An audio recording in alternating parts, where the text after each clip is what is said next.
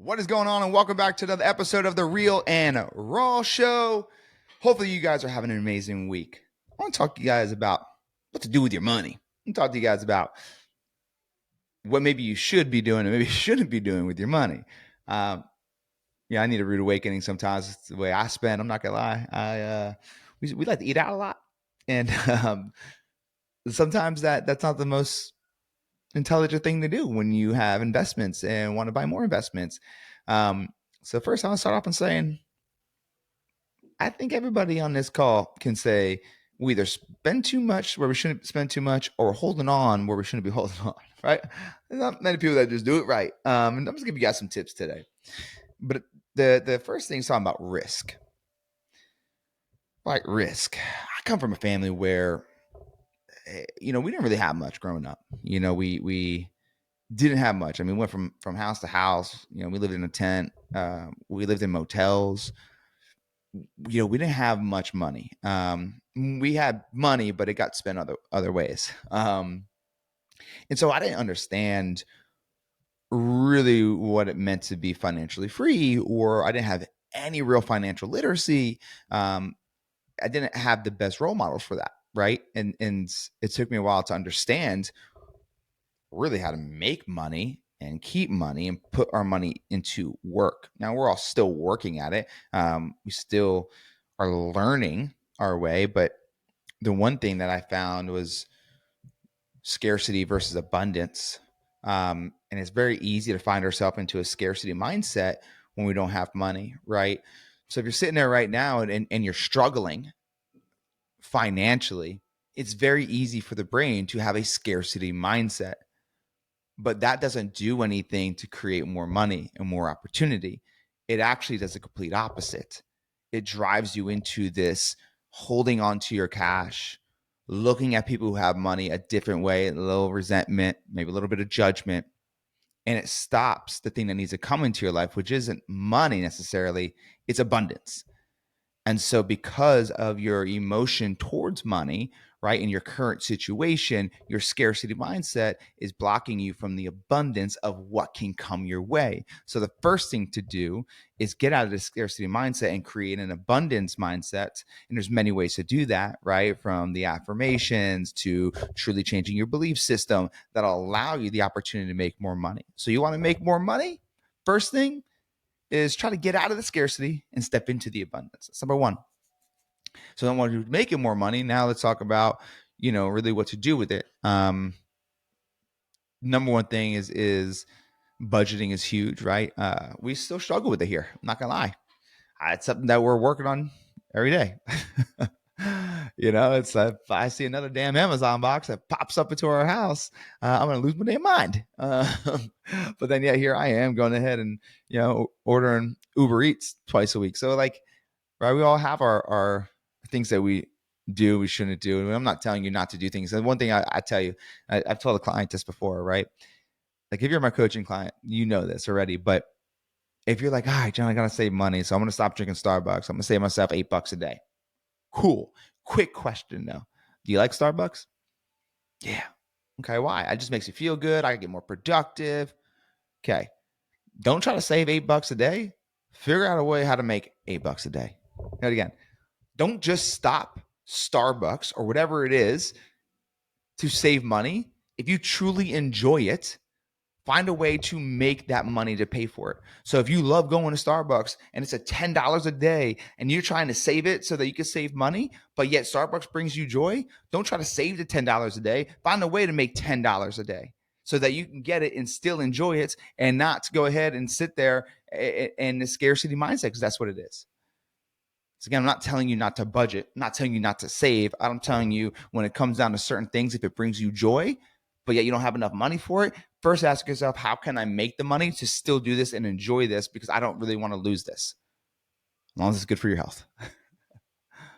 All right. So that's huge, right? I mean, making sure that you're not just saving money because Dave Ramsey told you to. Like, you guys listen to Dave Ramsey, I'm telling you, not everything he says is the greatest thing. I could maybe do a whole podcast on it, but some of his teachings are not what you need to be doing. I just got the new Tony Robbins book. It's like a financial book. I've not read it yet, but once I do, I'll get you guys some information on it and let you know what I learned from it. If you guys did read it though, let me know. Drop into the comments on YouTube right here. Let me know how you liked it, or send me a message and let me know how you liked it on Instagram or Facebook. So going back to it, risk is something that we have to understand is a necessity in growing our business, yes, and in growing our financial situation. As I said before, I didn't really have much growing up, but what I understand now is that as scary as it is, we have to risk things sometimes. I'll tell you guys a story. So we have an investment property in Panama City Beach, right? Not too far, about 45 miles from where we live. So I know deep in my heart, deep in my gut, that I want to buy this property because I understand all the benefits to it, right? It's obviously a tax write-off. Obviously it's an appreciating asset. People are going to be paying my mortgage as it appreciates, right? So many great things. Yet, for some reason, when I went to go stroke that check and hand it over, my brain was like, don't do it. Don't do it, man. And do you know why I did that? Not because I didn't want it, because I did. Not because I didn't need it, because I actually do. It's because our brain is going back to the old version and saying, hey, do you think it's going to work? And your brain's like, nah, it's not going to work. Why? Because your brain has never seen it before. So you're asking somebody that's never seen this completed, is it going to work? They're always going to say no. So you don't need to ask the old version of you. You don't need to ask the old mindset of you. You have to truly be in your present mind and understand that this is for the future. So I struck the check and boom, there we go, right? We got our property. And it happens all the time. I'm in talks right now for a few different companies for investing. And we just had a recent investment where we lost everything. It sucked. It really sucked. This company was supposed to get bought out. We were supposed to make a lot of money. It was a great product. But I had no say in what that company did, right? I was just a silent investor. Now, whether I was there and was able to say something or not and would have moved the needle, I don't know. But they started getting in stores, right? It was called, I'm not gonna say the name, but it was a beverage company, and everything was great. And we're hoping like a 3 to 5 year buyout with a 10x multiple, right? 7 to 10x multiple, which means you get 7 times your money that you put in. Great. Well, all of a sudden, we get an email. I actually didn't get it because there's an issue with it, but find out that she went belly up and went bankrupt and sold her company for pennies to the people on the board. She went up to the board when she was going through this because she needed more investment to go ahead and take the next step, because that's what happens in businesses. You get to a level, need more investment to go to the next step. And they said, don't do it. We don't want any more investors. So she basically died on the vine out there, sold it for pennies to recoup something, and we lost everything. And that burns. That burns when you touch that stove and it's hot, man. You don't really want to go back and touch it. But you still need to fucking eat, right? Like when you go and you touch a stove and it's hot and you get burned, you still got to go back because you got to eat. It's the same with investing. When you put money out and all of a sudden you get burned, or the deal falls through, or it just didn't work and you lose all your money, you still should be going back to invest in other companies. Just understand what you did wrong last time and change it for the next one. That's investing 2.0 right there, baby. It's for real though, because I can't just stop investing because something went wrong. My brain wants to tell me to stop. Your brain's going to tell you to stop. But you can't do that, right? Just learn from it. What did I learn from it? This next one, I want to have some say. Will what I say, what I do, and how I help strategically build this company or take this company to the next level help? I sure as hell hope so. But I want to be a part of it for the reason of, one, I want to be able to say, hey, man, yeah, we did not make it. When that company failed, I can't say we because I had nothing to do with that. I just gave money. Or we made it. Right? That's number one. Number two is like, I get excited to build companies. I look at opportunities and I'm like, oh, you could do this, you could do that, we could do this. right? And then creating a plan and then going ahead and taking the action. I get excited as shit when it comes to that.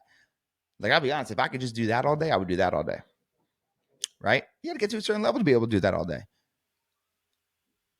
Putting the pieces in place, right? Making sure the workflow set up properly, making sure that we have opportunities, how to get those opportunities, how to take advantage of those opportunities. All I'm saying is this, like, I learned my lesson. So did you invest before and you're not investing anymore because you didn't understand a lesson that needed to be learned? If that's the case, understand that lesson now and don't hold your cash.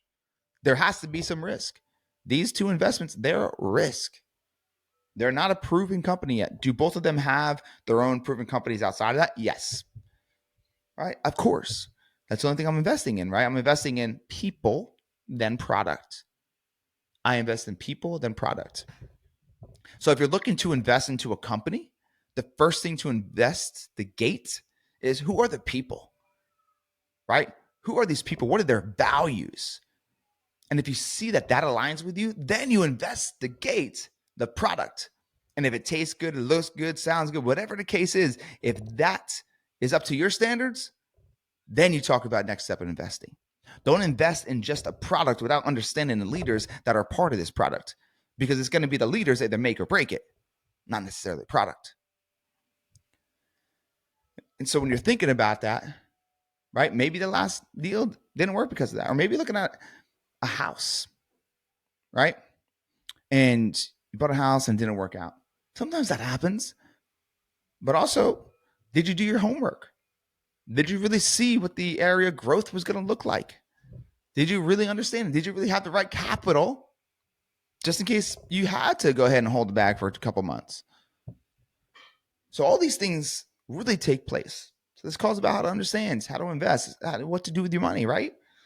Before you know what to do, like before you actually give money, make sure you understand where you're giving it to, not just the product, but the people around it. And if they built something prior, great, but it doesn't mean they're the right people for you. Just because they built a great company, the company I went with last that lost all the money, right?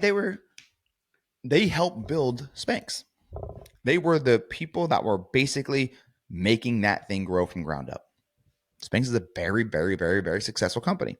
The people on our board were Coca-Cola advisors, right? Like, some good people. The problem is sometimes it just doesn't work. And also, maybe they weren't good people, but they had good business, right? And they had some great companies do well. But I didn't really know the people. I knew their attributes as far as, I knew their accolades. I didn't know their attributes. I knew their accolades, I didn't know their attributes. So that's another thing. Make sure you understand who these people are, not just what they've done, right? Have long talks with them. Have dinner with them. Understand who they are. Then test the product, right? Test the product. It's an absolute must. You got to believe in it. You got to have passion in it. You can't have passion just because you put money in something. Same with a home, right? Like, I'm not a fan of getting, homes that I'm not excited about. Maybe I'm excited about the profit, and that's fine. But like, I like to also get homes I'm excited about, to tell people about, to go to, right? It's a business decision, but also there's a passion behind it. So I want to be excited about it. Now, maybe like a triplex, I look at, oh, that's exciting, right? But exciting because of the profitability. So you got to have passion around it one way or the other. But you got to have risk, right? You got to risk it for the biscuit. You got to risk it for the biscuit. And it's scary sometimes. I get it. So what I would do with your money right now, that's a question you're asking. I get that a lot. Hey, what should I do with my money? A few different things. Number one is go to a high yield savings account, right? I use CIT and I get 5% on all the money I put in. So any kind of big checks I get or anything, I put it right in there. I'm getting 5%. If you have that thing sitting in a Wells Fargo or a PNC bank, you're making 0.000000001%. You're probably losing money, right? But when you put it into a high yield savings, you get yourself 5%. Some are 4, some are 5.5, depending on how much you put in and what institution you go with. So take all the money. If you're sitting there right now on 10, 20, 100, 500,000, get it out of your damn bank and put it into a high yield savings. Now, you could also put it in stock, but there's something that happened last week, and I don't even want to look at stock right now because my stock dropped big time. There's variables with stocks. It's risk. You could do it. we have we have some money in stock as well. But there's more variable. If you're like, all right, bro, I'm just going to go ahead and put 5% on this. Then when the time comes, you could pull it out whenever you want. I pull mine out. I get mine in 48 hours. No fees. So your high yield savings account, 5%, pull it out within 48 hours, no fees. Maybe you got something that came up, right? Boom, hospital bill, right? Car, whatever. Investment opportunity. When it comes to stocks, there's going to be a tax on it. So is it worth putting in stocks if you plan on pulling it out in a couple weeks, in a couple months? To me, it's not. If you're like, I'm going to put it in there, I'm going to play this thing, for at least a year. And unless you're doing like daily stock trading, different story. But like if you're looking to get a percentage back on your money on like a long term, I always look at what's a high yield, 5%. Okay, stocks 8 to 12, hopefully, but it's so volatile right now with everything going on and the election. It's like my safest bet is that put it in there, grow it at 5%, see the opportunity, get into a company or a home and invest it in that, and then make 10%, 15%, 20%, but also have an appreciating asset with a lot more opportunity. Right? Does that make sense? I want to make sure everybody understands. And if you have questions on it, DM me. Once again, I'm not a financial advisor. I'm just going to tell you what I know. Tell you, what I do with my money. Don't spend it all on going out to eat. That's the biggest thing. Yeah, I always tell my wife, I'm like, man, I don't understand it. Because when I go out to eat too, like I go out. I have appetizers, I get dessert, right? Like I do the whole thing. I make an experience out of it. It's not the best when you're trying to budget. So hopefully that helps with you guys. I'm just trying to give you guys some knowledge on the, what to do when you do have some cash, and then also what mindset you need to get into in order to create some cash. We'll probably do a whole entire show on that side of it. So that's, there's other ways you could do it, right? Life insurance policy, all that. I don't do that stuff. I can't speak on that stuff. But what I can speak to is take any kind of big checks you get, drop them right into a high yield savings. And then when you go to invest in a company, do exactly what I said, right? Investigate the people first. Yes, what they've done, but who they are. Investigate the product. Does it taste good? Does it look good? Do you believe in it? Is there a true passion behind it? And then investigate the opportunity and see if it makes sense. Right? Put your money to work. Put your money to work. Even if it's one check you get and it's a $7,000 commission, drop it right into a high yield savings. Right? So you start collecting some revenue on it. All right. Hopefully you guys take this and invest wisely, and use the funds that you guys are making and put that to work.